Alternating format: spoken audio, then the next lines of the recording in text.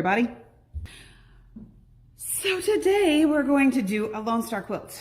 And I'm going to show you guys some nifty little tips for multiple different things besides just Lone Star quilt, but I think you're going to like this.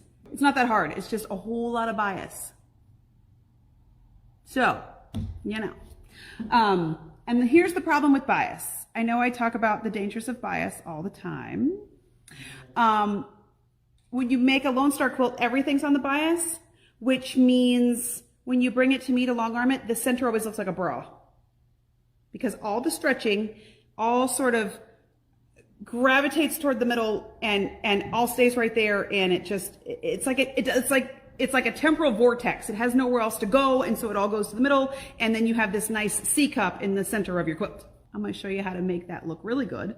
And so it's flat right from the get-go, so that when you bring it to your long armer, they're really happy. This quilt here is the one we're making today.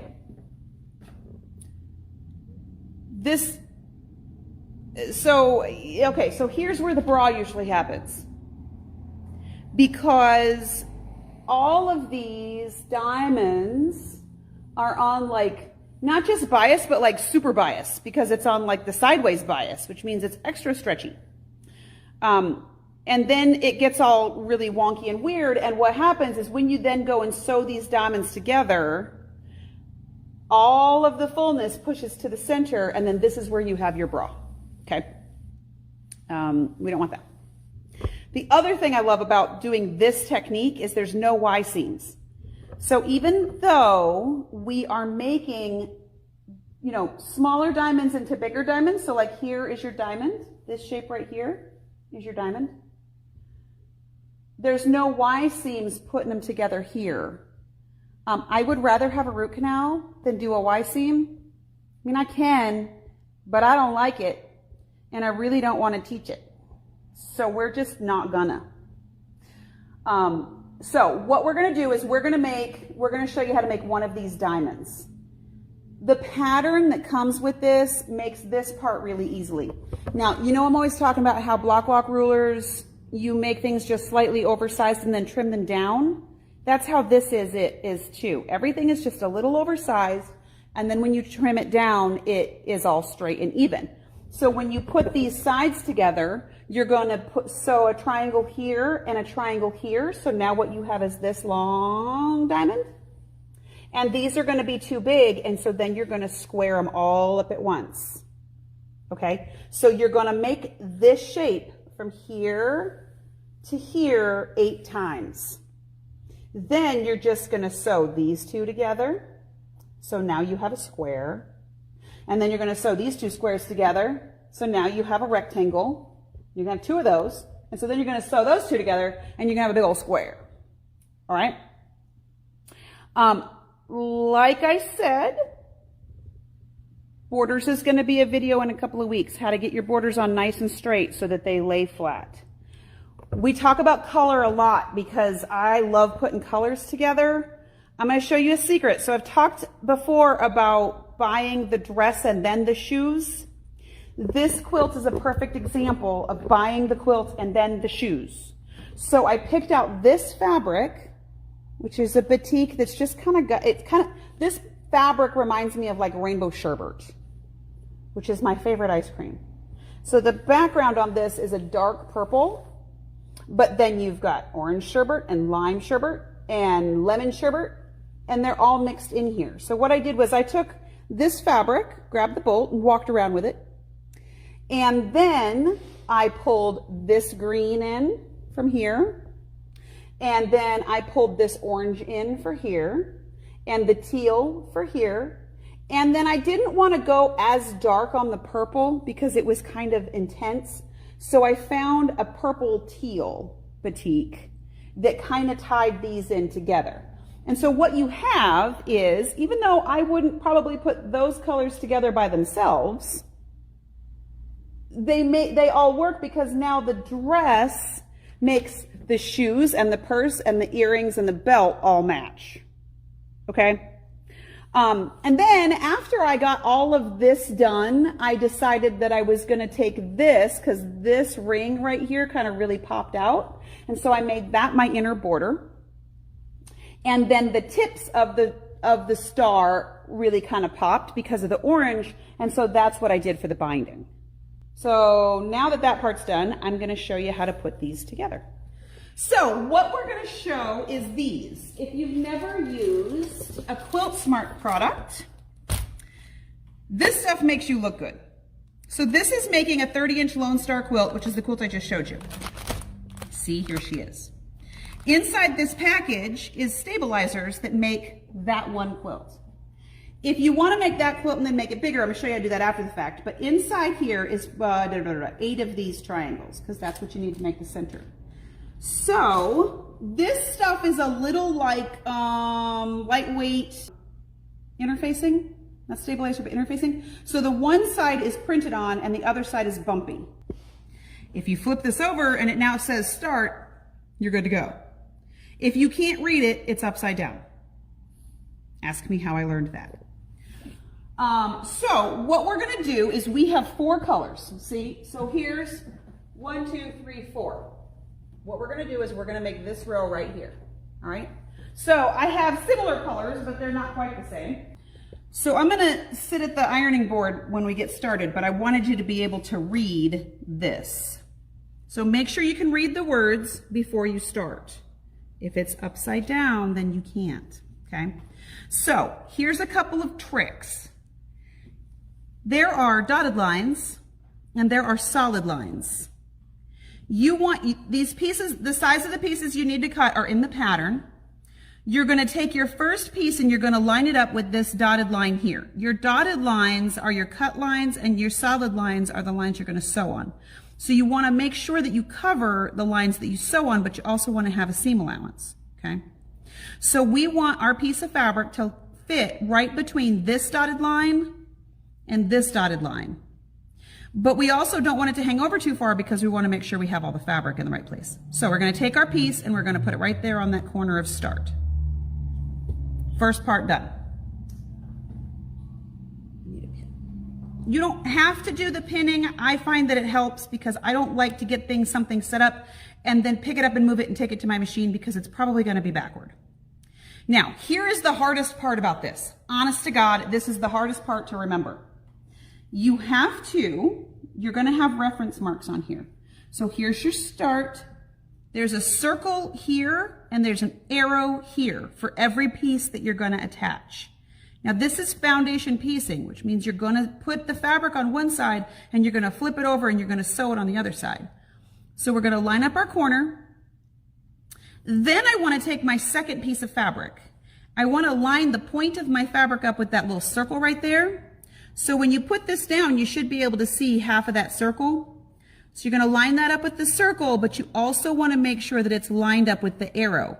Now, notice that the arrow is pointing that away. What that means is your fabric needs to go that away too. So don't put your fabric here and sew it.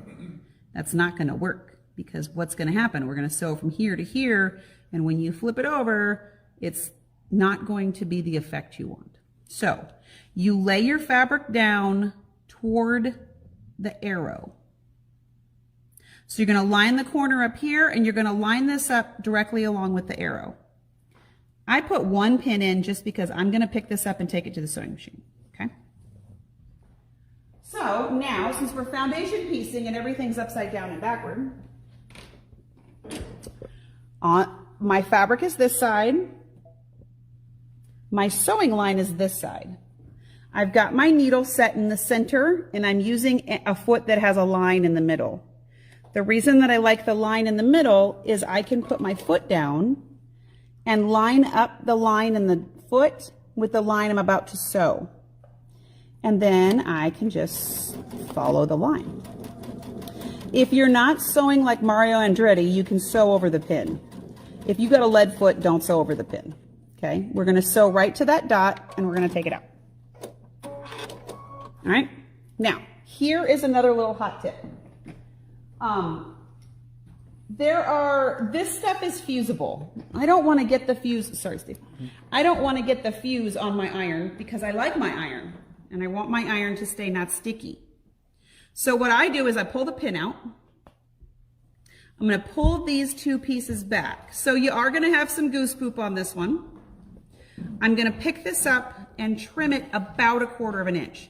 You don't have to do this step. All right, you can leave that in there. I don't like all the bulk, but that's up to you. You can leave that there. I'm going to take this and fold it over. Now here's another little tip for you. If you just fold this over and it looks like that, and your piece is not riding that dotted line, you are not going to be a happy camper when you join the next piece on. So what I do is I take and I kind of zhuzh it so that it's lined up with that dotted line there. I know that that means my angle is straight. And then I just sort of seam press it with my little roller, okay? Now, since I don't want all this fusible stuff on my iron, I use a silicone pressing mat, lay it on the top. You don't have to press the hell out of it. You just want to press it enough that it sticks just a little bit to this interfacing. It doesn't have to be glued to death. You just want it to stick down so that you can add the next piece without worrying about it, all right? So now we have our two pieces on here. Next, we're going to sew this one whole row. So I'm going to show you kind of repeatedly the same steps. Next, I'm going to take and put a green piece on. So I'm going to line up that dot and I'm going to line up that arrow and I'm going to pin it. And then I'm going to sew it.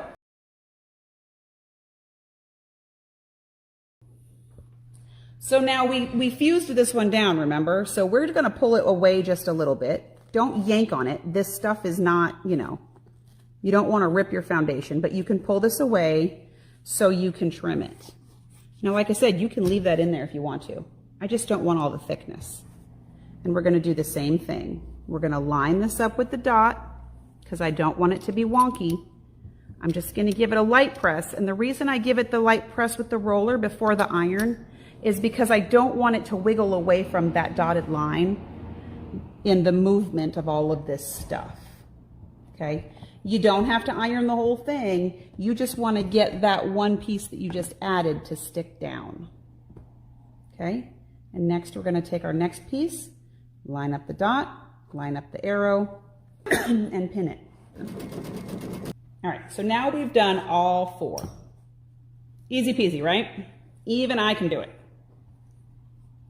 So again, if I just pop this down and start ironing it and it's not on that dotted line, I'm going to be cranky when I get to the end. So this is one of those projects I like to just put on one of those movies that I like to sing along to and just go at it.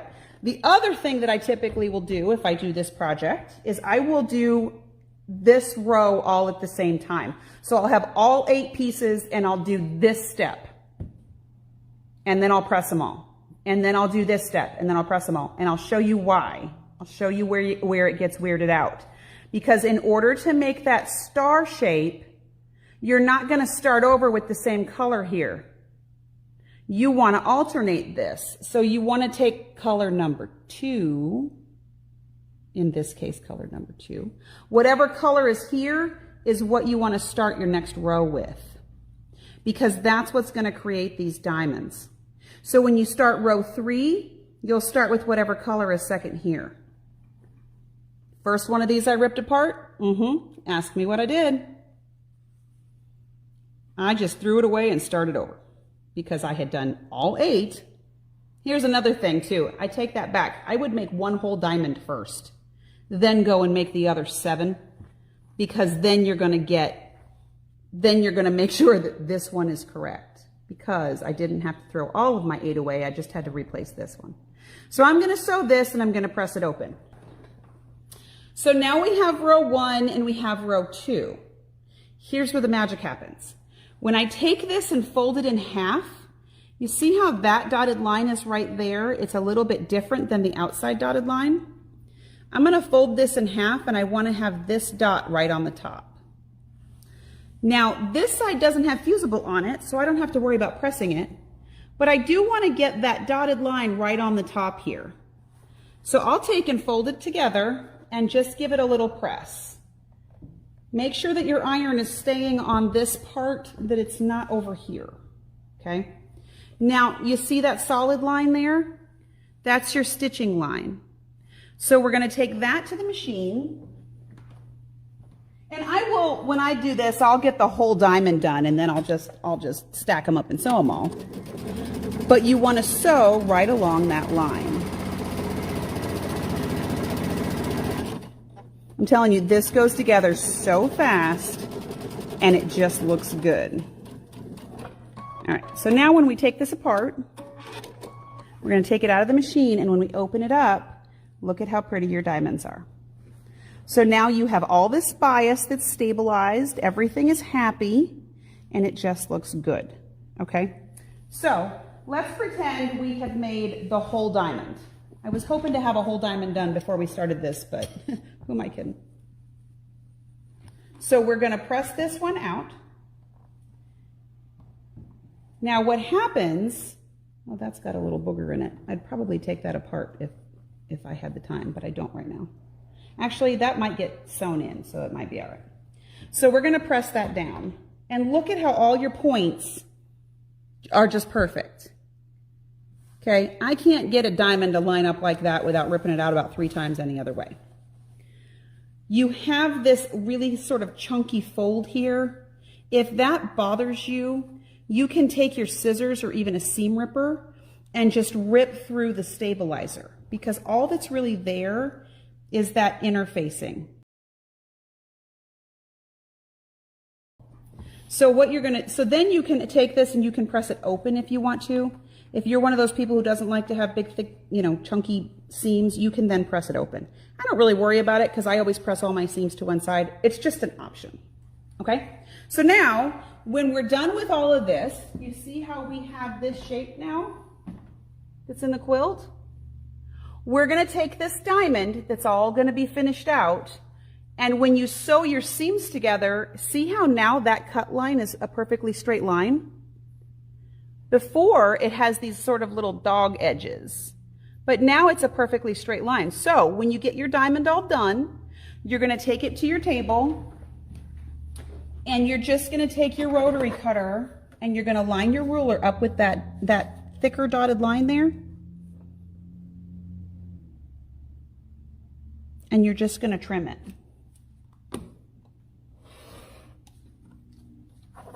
And you're gonna do that all the way around your diamond, wherever there is that wider dotted line, that's your trim down line. Okay? So now you have this really pretty, I didn't cut that very straight, and this is where I kind of puckered that, but nothing's perfect. But now you have this really pretty design. So what you do, let me show you a variation on this. If you want to make a regular 38-inch Lone Star, which is the one I just showed you, that's this. Now if you want to get extra fancy, you can make that center Lone Star, and then you can make more diamonds, more of the diamond shape, and make what this is called a broken Lone Star.